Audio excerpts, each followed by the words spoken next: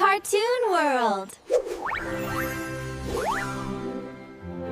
क्या एक भक्त के प्यार के आगे भगवान ने अपने ही मंदिर के सारे नियम तोड़ दिए? लेकिन बंद मंदिर में भगवान को ये खिचड़ी किसने खिलाई? और वो भी बिना नहाए, बिना हाथ धोए? क्योंकि साक्षात भगवान जगन्नाथ के होठों और हाथों पर झूठी खिचड़ी लगी हुई थी।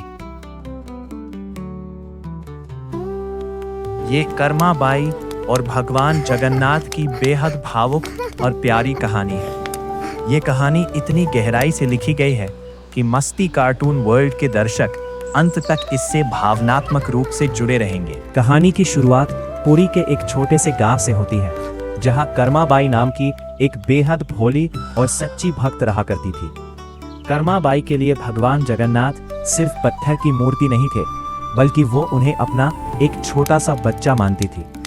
उनका पूरा दिन सिर्फ एक ही सोच में बीतता था कि उनके प्यारे जगन्नाथ को कहीं भूख न लग जाए। हर सुबह जैसे ही कर्मा बाई की आंख खुलती, वो बिना नहाए, बिना हाथ मुंह धोए सीधे अपनी छोटी सी रसोई में चली जाती थी। उन्हें लगता था कि अगर वो नहाने और पूजा पाठ में समय बर्बाद करेंगी तो उनके भगवान भूखे रह जाएंगे। रसोई में जाकर वो बहुत ही प्यार से एक मिट्टी के बर्तन में खिचड़ी पकाती थी। खिचड़ी पकते ही वह उसे एक कटोरी में निकालती और अपनी आंखें बंद करके भगवान जगन्नाथ को पुकारती थी। कर्मा बाई का प्यार इतना सच्चा था कि साक्षात भगवान जगन्नाथ एक छोटे से प्यारे बच्चे का रूप धारण करके उनके पास आते थे। वह कर्मा बाई की गोद में बैठ जाते थे और कर्मा बाई अपने हाथों से उन्हें वह बिना नहाए बनाई गई खिचड़ी खिलाती थी। भगवान उस साधारण सी खिचड़ी को दुनिया के सबसे स्वादिष्ट 56 भोग से भी ज्यादा चाव से खाते थे। यह सिलसिला हर रोज चलता रहा और कर्मा बाई और भगवान के बीच का यह प्यारा रिश्ता ऐसे ही बना रहा। एक दिन कर्मा बाई के घर एक बहुत ही कड़क और नियमों का पालन करने वाले साधु महाराज आए।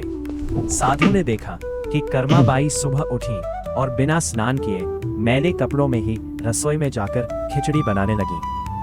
यह देखकर साधु महाराज बहुत क्रोधित हुए और उन्होंने कर्मा बाई को जोर से डांटा। साधु ने कहा कि तुम कितनी अपवित्र हो, बिना नहाए और बिना मंत्र पढ़े भगवान का प्रसाद बना रही हो। इससे भगवान नाराज हो गए। भोली कर्मा बाई यह सुनकर बहुत डर गईं और रोने लगी। उन्हें लगा कि सच में उनसे बहुत बड़ा पाप हो गया। साधु ने उन्हें कड़े नियम सिखाए कि कल से सुबह उठकर पहले नदी में स्नान करना, साफ कपड़े पहनना, पूजा करना और उसके बाद ही भगवान का भोग बनाना। अगली सुबह कर्मा बाई ने डरते डरते साधु के बताए हुए सभी कड़े नियमों का पालन किया। वो नदी में नहाने गई, साफ कपड़े पहने, लंबे मंत्र पढ़े और रसोई को पूरी तरह से साफ किया।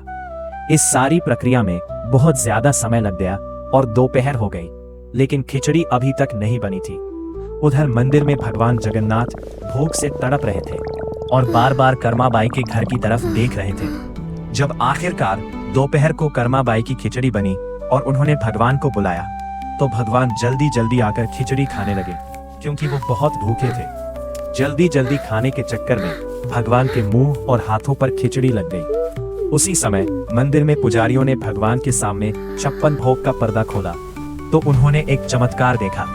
भगवान जगन्नाथ की मूर्ति के होठों और हाथों पर झूठी खिचड़ी लगी हुई थी। उसी रात भगवान जगन्नाथ ने उस साधु महाराज को सपने में दर्शन दिए और वो बहुत गुस्से में थे। भगवान ने साधु से कहा, प्यारी भक्त को नियम सिखाकर मुझे दिन भर भूखा रखा। भगवान ने कहा कि मुझे तुम्हारे मंत्र और नियम नहीं चाहिए, मुझे सिर्फ कर्मा बाई का सच्चा प्यार और उनके हाथों की खिचड़ी चाहिए। साधु महाराज सुबह उठते ही रोते हुए भागकर कर्मा बाई के घर गए और उनके पैरों में गिरकर माफी मांगने लगे। साधु ने कर्मा बाई से कहा कि माँ, तुम्हारे प्यार के आगे मेरे सारे नियम झूठे हैं। तुम जैसे पहले खिचड़ी बनाती थी वैसे ही बनाओ। कर्मा बाई फिर से हर सुबह उठते ही बिना नहाए अपने भगवान के लिए खिचड़ी बनाने लगी और भगवान जगन्नाथ फिर से रोज सुबह एक छोटे बच्चे की तरह दौड़कर अपनी कर्मा बाई के हाथों से खिचड़ी खाने आने लगे। ये कहानी हमें सिखाती है कि भगवान को पाने के लिए किसी दिखावे की जरूरत नहीं है, सिर्फ एक सच्चे और साफ दिल की जरूरत है। समय अपनी चाल से चलता रहा और कर्मा बाई धीरे धीरे बहुत बूढ़ी हो गई। उनके शरीर में अब पहले जैसी ताकत नहीं रही थी, लेकिन भगवान जगन्नाथ के लिए उनका प्यार और भी ज्यादा गहरा हो गया था। बुढ़ापे के कारण कर्मा बाई के हाथ कांपने लगे थे, लेकिन फिर भी वो हर सुबह उठकर अपने हाथों से मिट्टी के बर्तन में खिचड़ी जरूर पकाती थी। भगवान जगन्नाथ भी अब सिर्फ खिचड़ी खाने नहीं आते थे, बल्कि एक प्यारे बेटे की तरह अपनी बूढ़ी कर्मा बाई के पास बैठकर उनसे बातें करते थे। एक दिन ऐसा आया जब सुबह हुई, लेकिन कर्मा बाई की आंखें नहीं खुली। उनका समय इस दुनिया से जाने का आ गया था और उन्होंने शांति से अपने प्राण त्याग दिए थे। उस दिन पूरी सुबह बीत गई। कर्मा बाई के घर के चूल्हे की आग ठंडी पड़ी रही और भगवान की वो प्रिय खिचड़ी नहीं बनी। उधर मंदिर में पुजारियों ने जब सुबह गर्भगृह के कपाट खोले तो उन्होंने एक ऐसा दृश्य देखा जिसने सबको हैरान कर दिया।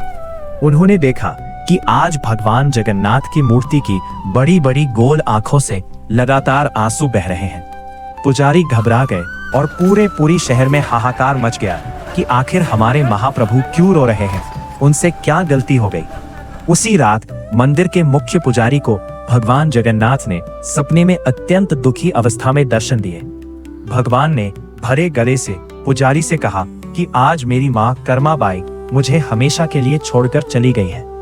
भगवान ने रोते हुए कहा कि अब मुझे सुबह सुबह उठते ही अपने हाथों से प्यार से खिचड़ी कौन खिलाएगा, मैं बहुत भूखा हूँ। भगवान का ये दर्द और कर्मा बाई के प्रति उनका प्रेम देखकर मुख्य पुजारी की भी आंखें छलक पड़ी।